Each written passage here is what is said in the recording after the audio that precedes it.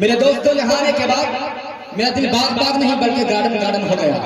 اور مذکر بھائی یہ شعر میرے طریقے سے نکل گیا کہ یہ پنڈال و مجمع مجھے بھا گیا ہے، کہ پنڈال و مجمع مجھے بھا گیا ہے، ارے عقیدت کا دل پہ نشہ چھا گیا ہے، ارے محبت سے سب نے آواز دی تو عبداللہ حسن حاتم یہاں آ گیا ہے۔ میرے دوستو یوں تو شب و روز جلسے اور جلوس ہوا کرتے ہیں، محفلیں اور مجلسیں سجا کرتی ہے،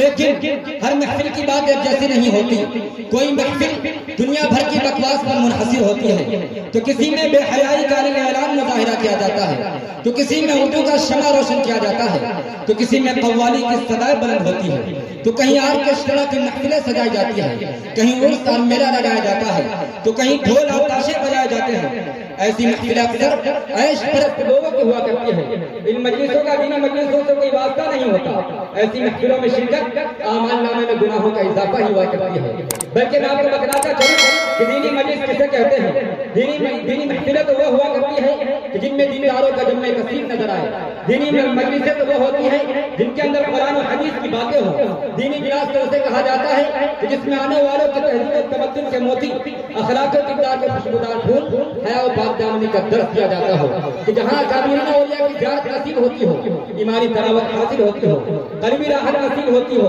اور دماغی سکون ملتا ہو۔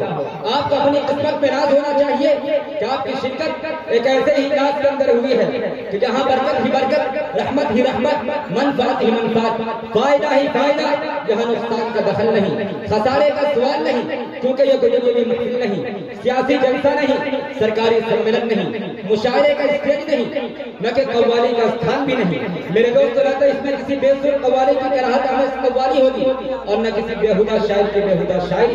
اور کیوں کر ہو یہ محفل دینی محفل ہے، یہ مجلس رضا الہی کے لیے سری ہے، یہ اجلاس دین اسلام کی سرفرازی کے لیے منعقد ہوا ہے۔ میرے دوستو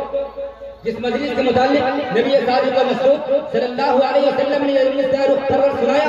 کہ جہاں کہیں ایسی مجلس منعقد کی جاتی ہے، ملائکہ جیسی مخلوق شرکائے مجلس کو اپنی جلوہ میں لے لیتے ہیں اور رحمت الہی انہیں ڈھانپ لیتی ہے، اور بارگاہ عزیز ان پر سکینہ نازل کیا جاتا ہے۔ اور سب سے زیادہ سعادت و خوش قسمتی کی بات تو یہ ہے کہ خود رب العالمین ان کا ذکر و تذکرہ ملائکہ سے کرتے ہیں کہ ناز کرتے ہیں ملک ایسی زمین پر آزاد، کہ ناز کرتے ہیں ملک ایسی زمین پر آزاد جس پہ دو چار گھڑی ذکر خدا ہوتا ہے۔ میرے دوستو اب آئیے ہم اپنے محفل کا باضابطہ آغاز کرنے چل رہے ہیں۔ میں آپ کو بتا دوں اس پروگرام کا آغاز رام رام سے نہیں ہوگا، اوم نمہ شوائے سے نہیں، لہجہ میں مٹھاس جو اپنی سریلی سحر انگیز اور بلند